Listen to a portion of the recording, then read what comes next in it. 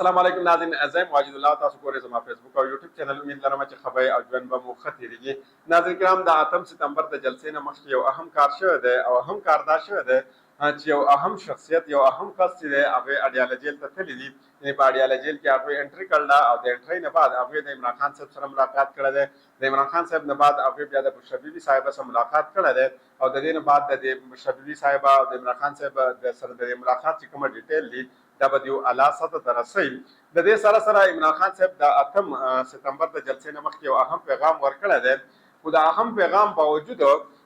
په دې جلسې باندې اوس هم ډېر سوالونه چې کومه دي دا اوچتېږي چې آیا دا جلسه به کېږي یا به نه کېږي، ځکه چې آصف علي زرداري صاحب په یو بل باندې دستخط کړی دی او د دې بل مطابق 3 کاله جیل به ملاویږي یا به 10 کاله جیل که چا خلاف ورزي وکړه د دې بل مطابق. او دا بل باندې هغې دستخط ډېر په لږ وخت کې کړی دی او په دې دا دستخط یو د پاکستان تحریک انصاف د دې جلسې نه یو څو ګنټې مخکې کړی دی. په دې ډیټیل چې دا ستاسو مخې ته ږدم دا ډېر زیات اهم دي. د دې 8 سپتمبر د دې جلسې نه مخکې یو بل ډېر اهم کار شوی دی او پاکستان تحریک انصاف د 2 اهم عهدو نه کسان چې کوم دا فارغ کړل دي دا به هم تاسو مخ ته ږدم چې اخر دا ولې فارغ کړل دي. دا په دې وخت کې پاکستان تحریک انصاف ته مزید سترانګ کېدل پکارو. خو دوی دا 2 کسان ولې فارغ کړل دي، آیا د دې شاته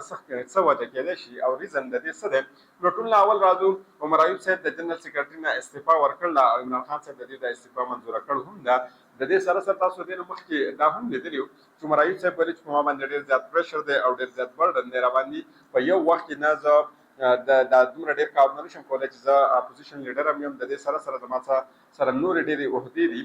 چې هغه زه هم ران کوم او د دې سره سره د جنرال سیکرټري هم یم. نو هغه ویلي چې د جنرال سیکرټري په دې عهده کې چېرته بل یو کس کښېني نو هغه به دا ډېر په احسن طریقې سره دا کار چې کوم دی سره انجام کړي. تاسو حماد اظهر صاحب هم اورېدلي چې ډېر پرې هغوی دا ویلي وو چې په پنجاب کې کومه ذمهداران یې ماته راکړل شوي دي دا زه په ښه طریقه سره باندې نشم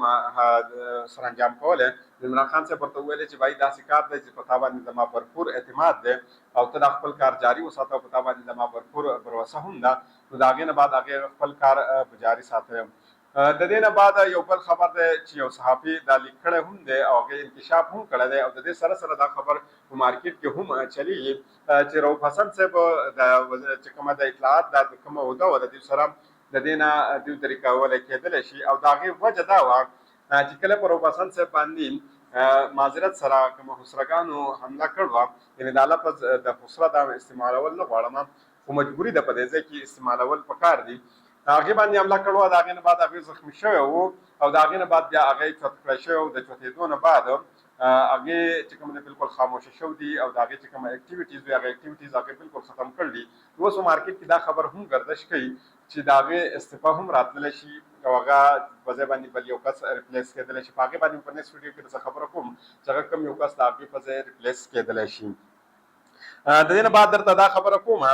چې په اسلام آباد کې صدر آصف علي زرداري صاحب په دارالحکومت اسلام آباد کې چې د جلسو د کومه مقامات یعنې کوم ځایونه مختص کېږي د هغې په بل باندې دستخط کړی دی. د هغې نه بعد دا یو چې کومه دی نافذ العمل شوی دی، دا بل چې کومه دی جوړ شوی دی. صدر مملکت د منظورۍ نه بعد قومي اسمبلۍ کې منظور بل ایکټ شکل چې کومه دی دا اختیار کړی دی. د هغې مطابق په اسلام آباد کې بغیر اجازت جلسې کولو باندې 3 کاله بلکې دوباره غیر قانوني طور باندې جلسې کولو باندې 10 کاله قید به وي او د دې رضاګۍ مختص کول دا د انتظامیه د اسلام آباد کار دی او وخت هم د هغې کار دی.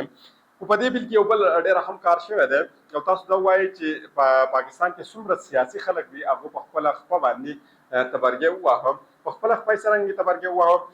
د دې بل مطابق مجسټریټ صاحب سره دا حق شته دی چې څه وخت هغه جلسه کینسلولی شي. یعنې تا جلسې ته کسان راغوښتي دي، د اسلام آباد نه دي راغوښتي دي، د پېښور نه دي راغوښتي دي، د کراچۍ نه دي راغوښتي دي، د ملتان نه دي راغوښتي دي، د لاهور نه دي راغوښتي دي، د فیصل آباد نه دي راغوښتي دي، د کوټې نه دي راغوښتي دي،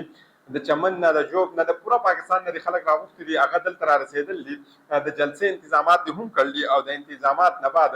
لایټینګ دي برابر کړی دی، مایک دي لګول دی، سپیکر دي، سټیج دي برابر کړی دی او بالکل ستا د جلسې آغاز هم شروع شوی دی. او په دغه وخت کې مجسټریټ صاحب وغواړي چې اوس دا جلسه کینسل کړي نو هغې چې تا ته کله هم دا اعلان وکړه چې جلسه کینسل شوه نو د هغې نه بعد بس جلسه کینسل شوه. ستا ټوټل انتظامات ضایع شو، ستا هر څه ضایع شو، ستاسو چې کوم بیسیک رائټ دی د احتجاج کولو هغه بیسیک رائټ هم ستا ختم شو، ځکه چې دا اوس د مجسټریټ باندې انحصار کوي. که هغه وغواړي نو پولیس دلته هم رالېږلی شي او دلته چې کومه شرکا راغلي وي نو هغه د پولیس چې کومه دی هغه منتشر کولی هم شي، هغې په دې باندې شیلینګ هم کولی شي، هغې په دې باندې واټر کینن هم استعمالولی شي، یعنې هغه د دغه ځای نه ځغلولی شي. نو دا با آصف علي زرداري صاحب او شهباز شریف صاحب د خپل ځان لپاره او د خپلې پارټیانو لپاره د راتلونکي وخت لپاره ډېر غلطه کار کړی دی. عمران خان صاحب د 8 سپتمبر د جلسې نه مخکې ډېر اهم پیغام ورکړی دی او هغې ویلي چې د جلسې یقین دهاني موږ ته هم کړله، د وخت تعین هم دوی کړی دی، د جلسې د ځایي تعین دوی هم کړی دی، خو د هغې باوجود دوی موږ ته رکاوټونه په لارو کې ودرول دي او لارې موږ ته بندي کړلي. د هغې سره سره هغې دا هم ویلي چې په پاکستان کې یو اسان کار دی که ته غواړې چې غلا وکړې او بیا ځان داسې صفا کړې لکه څرنګه چې سړی اوس تازه د مور د خېټې نه راوځي، نو د هغې دپاره یو واحد کار دی او هغه واحد کار دا دی چې ته به د آرمي چیف صاحب سره ملاو شوې. چې کله ته د آرمي چیف صاحب سره ملاو شوې نو ته داسې پاک شوې چې په تا باندې هېڅ قسمه کیس هم نشته، که تا په 100 روپۍ وال دي غونډې تا وال دي جیب خېټه کې دې اچول دي څه مسله نه شي، اوس ته داسې پاک شوې لکه څرنګه چې ته اوس د مور د خېټې نه راوتلی یې. یو صحافي د هغې نه تپوس وکړ چې نایب افسر ته تاسو دمکي ولې ورکړله، نو د هغې په جواب کې هغه ویل چې ما نایب افسر ته دمکي نه ده ورکړ، بلکې ما ویلې چې د نایب افسر خلاف او د هغې چې کومه چیف دی د هغې خلاف به زه عدالت ته ځم او په دې باندې به زه کیس کوم. بیا عمران خان صاحب ویلې چې زه تاسو ته یو ځل بیا وایم چې 8 سپتمبر دا د حقیقي ازادۍ ورځ ده او په دې ورځ باندې تاسو ټول راوځئ او حقیقي ازادي خپله حاصله کوئ. اوس راځم او په اسلام آباد د عدالت د طرف نه چې کومه اهم حکم راغلی دی دا ستاسو مخې ته ږدم او په دې سره سره به درته دا هم وایم چې کومه اهم شخصیت په دې اډیاله جیل کې انټري کړله او بیا یې ملاقات کړله دا هم زه ستاسو مخې ته ږدم. اسلام آباد های کورټ جسټس سردار اعجاز اسحاق خان صاحب د پی ټي آی وکلا اډیاله جیل داخلي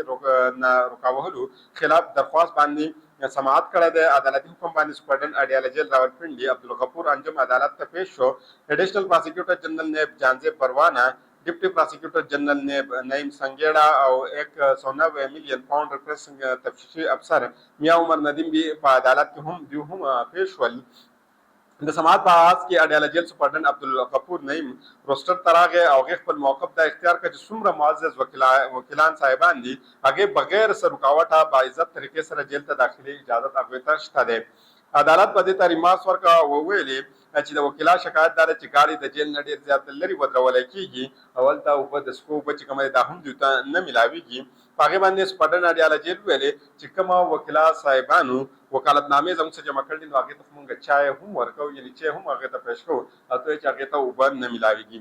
جسټس سردار اعجاز اسحاق خان صاحب ریمارکس ورکړی و چې دا خو دوه متضاد خبرې مخې ته رالې، یعنې عمران خان صاحب څه دهشتګرد خو نه دی چې د هغې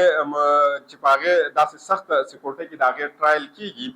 ملزم ته د هغه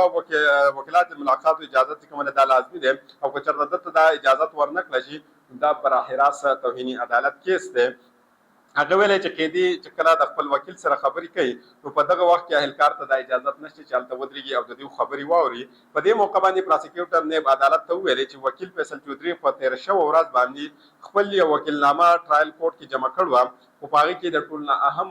لازم فریق چې کوم و هغه نیب و، خو هغې دوی نیب په دې کې خپل فریق نه جوړ کړی. نو عدالت هغې ته ریمارکس ورکړ او دا یې ورته وویل چې درخواست ګزار او د جیل حکام د په خپل منځ کې دا پیسې معامله ده، نیب هېڅ قسمه تعلق په دې کې نشته